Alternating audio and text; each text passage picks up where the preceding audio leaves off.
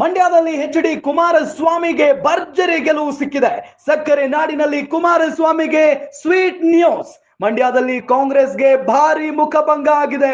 ಬರೋಬ್ಬರಿ 2 ಲಕ್ಷ ಮತಗಳ ಅಂತರದಿಂದ ಎಚ್.ಡಿ.ಕೆ ಗೆಲುವನ್ನ ಸಾಧಿಸಿದ್ದಾರೆ. ಸಚಿವ ಚಲುವರಾಯಸ್ವಾಮಿ ಅವರಿಗೂ ಕೂಡ ಇದು ಭಾರಿ ಮುಖಭಂಗ. ಪ್ರತಿಷ್ಠೆಯ ಕಣದಲ್ಲಿ ದಳಪತಿಗೆ ಬಿಗ್ ವಿನ್ ಸಿಕ್ಕಾಗಿದೆ. ಈಗ ಮಂಡ್ಯ ಬಹಳಷ್ಟು ಕುತೂಹಲ ಕೇಳಿಸಿದ್ದಂತ ಕ್ಷೇತ್ರ. ಯಾಕೆ ಅಂತ ಹೇಳಿದ್ರೆ ಮಂಡ್ಯದಲ್ಲಿ ಆಲ್ಮೋಸ್ಟ್ ವಿಧಾನಸಭಾ ಚುನಾವಣೆಯಲ್ಲಿ ಗೆದ್ದಿರೋದು ಕಾಂಗ್ರೆಸ್ನ ಅಭ್ಯರ್ಥಿಗಳೇ. ಅದರಲ್ಲೂ ಚಲುವರಾಯಸ್ವಾಮಿ ಅವರು ಬಹಳ ಆತ್ಮವಿಶ್ವಾಸದಿಂದ ಇದ್ರು.